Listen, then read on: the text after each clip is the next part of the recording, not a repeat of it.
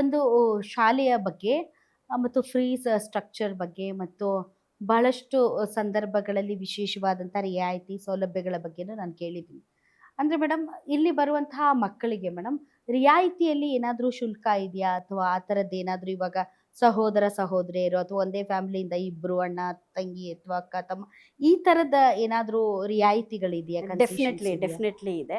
ಇಲ್ಲಿ ಏನಾಗುತ್ತೆ ಅಂತಂದರೆ ಅವರು ಬಂದಾಗ ಅಡ್ಮಿಷನ್ ಫೀಸಲ್ಲಾಗಿರ್ಬೋದು, ಇವಾಗ ಆ್ಯನ್ಯುಯಲ್ ಫೀಸ್ ಸ್ಟ್ರಕ್ಚರ್ನಲ್ಲಾಗಿರ್ಬೋದು, ಮಕ್ಕಳು ಬಂದಾಗ ಇಬ್ಬರು ಮಕ್ಕಳಿರ್ಬೋದು, ಮೂವರು ಮಕ್ಕಳಿರ್ಬೋದು, ಪ್ರತಿಯೊಂದು ರೀತಿನಲ್ಲೂ ಪೇರೆಂಟ್ಸ್ ಬಂದು ಇಲ್ಲಿ ಏನು ಅಂತಂದರೆ ಅವರು ಯಾವ ಉದ್ಯೋಗದಲ್ಲಿ ಇದ್ದಾರೆ ಅಂತ ತಿಳ್ಕೊಂಡಾಗಿರ್ಬೋದು, ಇಲ್ಲ ಅವ್ರ ನನಗೆ ಆರ್ಥಿಕ ಎಸ್ ಎಸ್ ಸ್ಥಿತಿಗತಿಗಳು. ಡೆಫಿನೆಟ್ಲಿ ಅವ್ರು ಏನಂತಂದರೆ ಹೇಳ್ತಾರೆ, ನಾವು ಇಲ್ಲ ನಮ್ಮ ಮಧ್ಯಮ ವರ್ಗದಲ್ಲಿದ್ದೀವಿ, ಬಟ್ ನಮ್ಮ ಮಕ್ಕಳಿಗೆ CBSE ಕರಿಕ್ಯುಲಮ್ ಬೇಕು, ಒಳ್ಳೆ ಎಜುಕೇಷನ್ ಬೇಕು, ಪ್ರೈವೇಟ್ ಇನ್ಸ್ಟಿಟ್ಯೂಷನ್ ಬೇಕು ಅಂತ ಆ ಥರ ಡೆಫಿನೆಟ್ಲಿ ಬಂದಾಗ ಇಬ್ಬರು ಮಕ್ಕಳಾಗಿರ್ಬೋದು, ಇಲ್ಲ ಕೇವಲ ಒಂದು ಮಗು ಇರೋ ಪೇರೆಂಟ್ ಕೇಳಿದ್ರು ಡೆಫಿನೆಟ್ಲಿ ಸ್ಕೂಲ್ ಕಡೆಯಿಂದ ಫೀಸ್ನಲ್ಲಿ ರಿಯಾಯಿತಿ ಇದ್ದೇ ಇರುತ್ತೆ.